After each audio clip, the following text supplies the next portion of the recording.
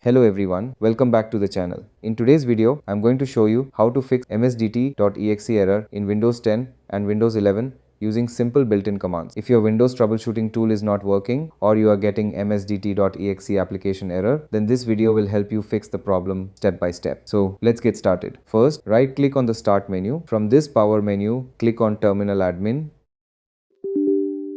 If user account control appears, click Yes.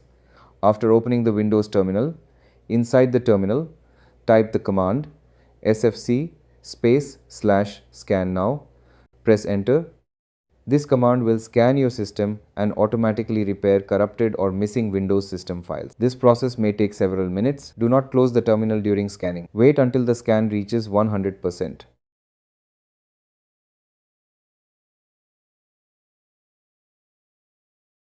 After the SFC scan completes, we will run the dism command to repair Windows image files.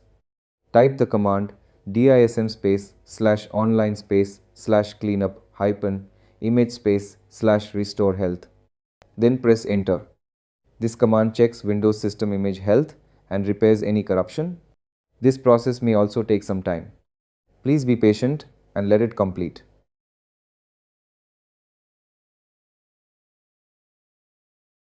After both commands are completed successfully, restart your computer.